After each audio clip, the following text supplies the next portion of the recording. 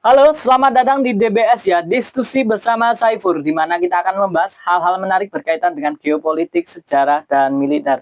Buat teman-teman yang baru saja bergabung, bisa diklik dulu tombol subscribe-nya, dan tombol like-nya bisa ditahan sampai akhir video, karena ini akan menjadi pembahasan yang cukup menarik ya teman-teman ya.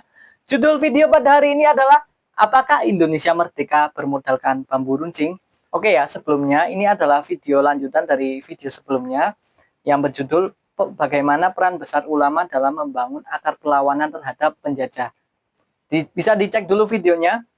Oke ya, kalau sudah dicek bisa langsung ke sini ya, karena di situ dibahas juga tentang fatwa jihad yang dilakukan, fatwa jihad dan perlawanan-perlawanan ulama sebelumnya dalam menentang penjajahan ya.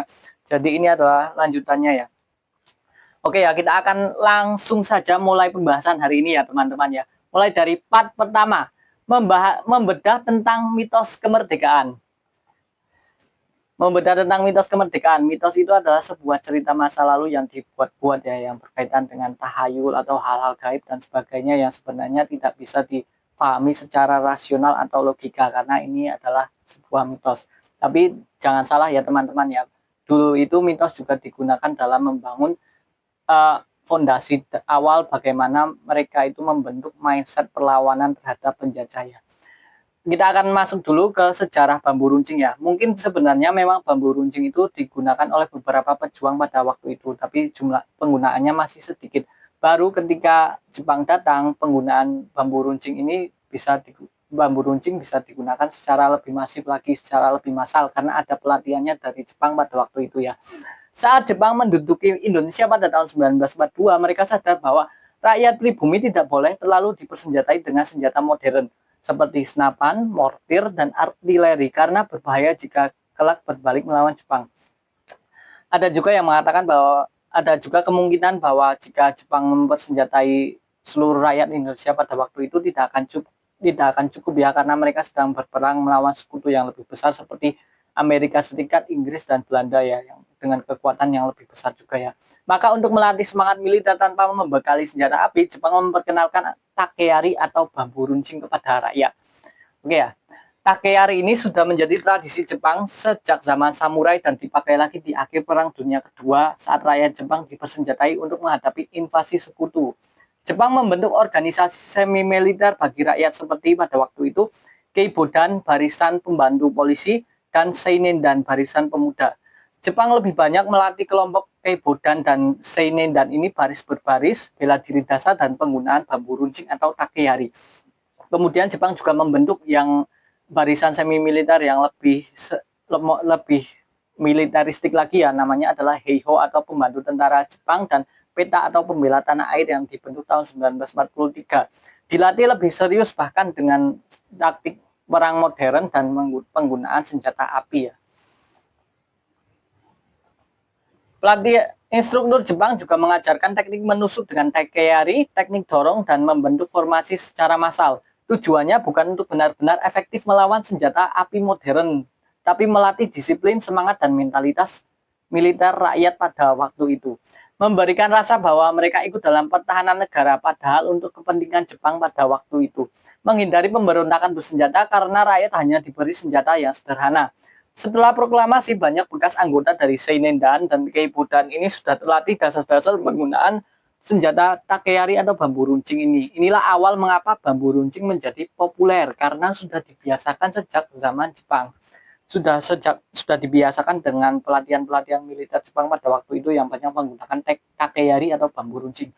Bedanya setelah tahun 1945, penggunaan bambu runcing ini mendapatkan legitimasi tambahan dari doa ulama dan mitos kesaktian, terutama di kalangan laskar Hizbullah, Sabilillah, dan santri pada waktu itu.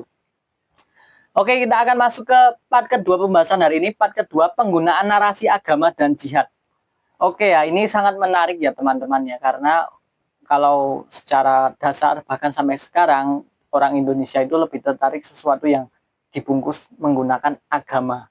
Oke ya, maka dari itu dalam sejarah juga ada juga penggunaan unsur agama.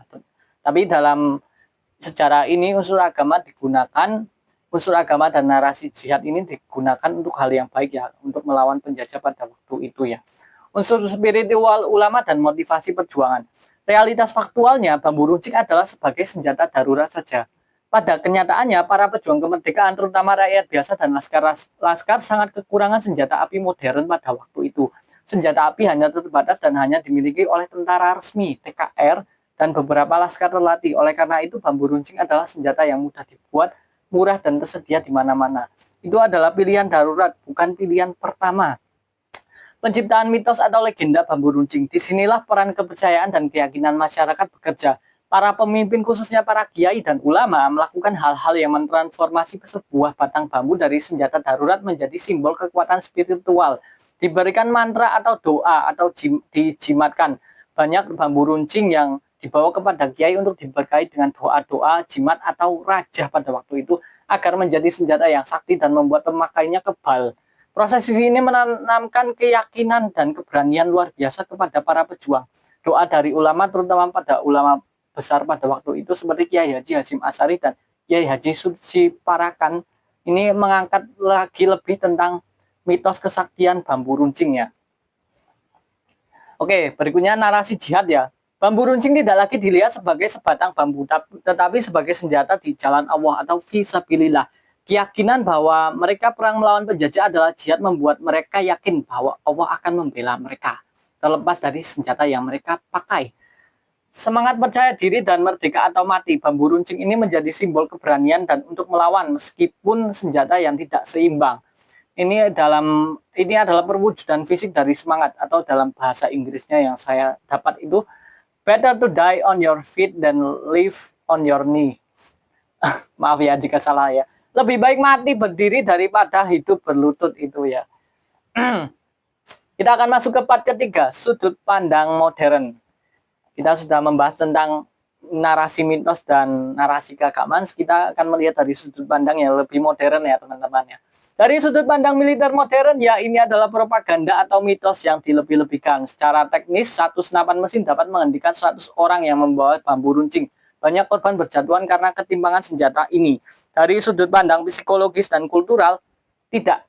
Mitos ini adalah senjata psikologis yang paling ampuh. Keyakinan akan kekuatan bambu runcing yang telah diberkahi. Apalagi masyarakat pada waktu itu yang sangat percaya pada tokoh-tokoh spiritual dan ulama. Mereka yang mendengar doa dan kehebatan dari ulama dan meyakini bahwa ketika mereka menggunakan bambu runcing, mereka akan kebal ataupun mati syahid, menjadi dorongan spiritual yang sangat kuat di masyarakat pada waktu itu untuk berjuang melawan penjajah.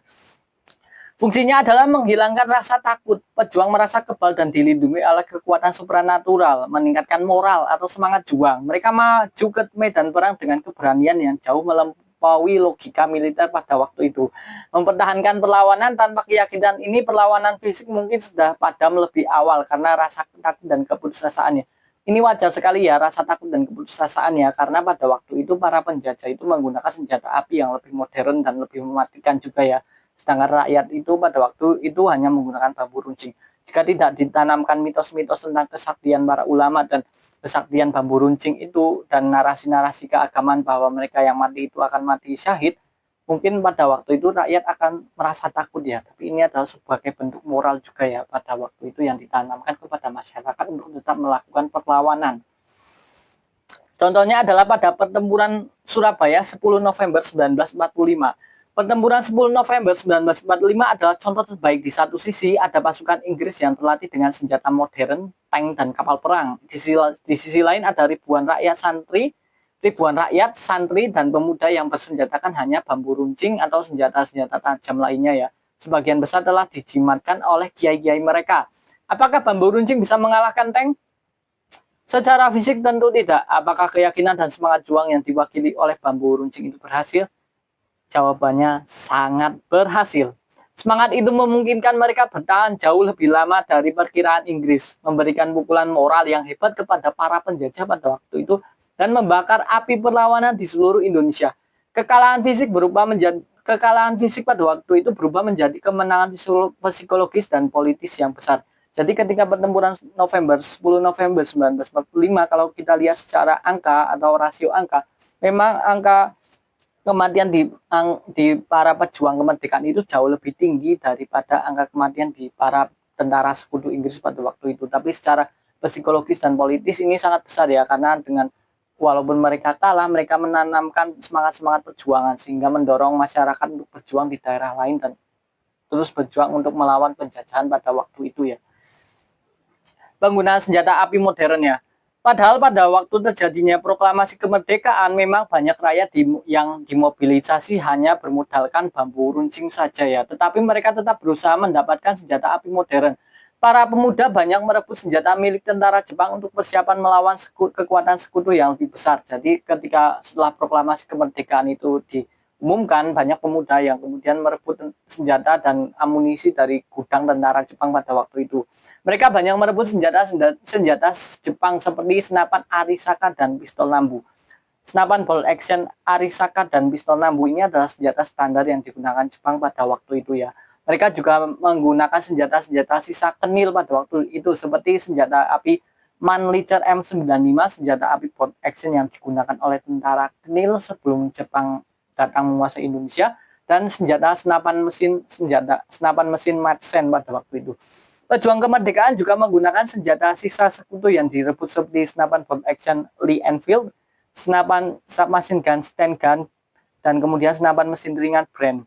Beberapa pejuang juga mendapatkan senjata dari sekutu juga ya, seperti senapan M1 Garand buatan Amerika Serikat ya. Jadi apa kesimpulan yang didapat? Bambu runcing adalah lebih dari sekadar senjata, ia adalah sebuah simbol. Ia adalah sebuah simbol dari keterpaksaan atau karena lack of proper weapon. Masyarakat pada waktu itu yang tidak mempunyai senjata, tapi karena mereka masih mempunyai semangat kemerdekaan, mereka menggunakan senjata seadanya, termasuk salah satunya bambu runcing pada waktu itu. Keyakinan religius dan spiritual yang dalam. Masyarakat yang pada waktu itu masih sangat dekat dengan ulama meyakini bahwa perang ini adalah jihad fisabilillah, perang suci, sehingga mereka terbakar semangatnya untuk terus melakukan perlawanan terhadap penjajah. Semangat pantang menyerah dan tidak memperdulikan kesenjangan kekuatan. Jadi mitos bambu runcing tidak hanya dilihat sebagai sebuah propaganda kemerdekaan, itu adalah konstruksi sosial budaya yang diperlukan untuk memenangkan pertempuran. Yang paling penting adalah pertempuran di dalam hati dan pikiran rakyat Indonesia. Kepercayaan kepada para pemimpin agama lah yang membuat konstruksi ini begitu powerful dan efektif ya. Jadi semangat perlawanan hanya menggunakan bambu runcing ini juga memenangkan hati dan pikiran masyarakat bahwa mereka ingin terus berjuang dan ingin merdeka dari penjajahan pada waktu itu ya. Oke, itu saja ya pembahasan pada hari ini ya. Terima kasih yang buat teman-teman yang menonton sampai akhir. Jangan lupa tinggalkan tombol like-nya ya. Saya Saiful dari DBS, terima kasih sudah menonton sampai akhir dan sampai jumpa di pertemuan berikutnya.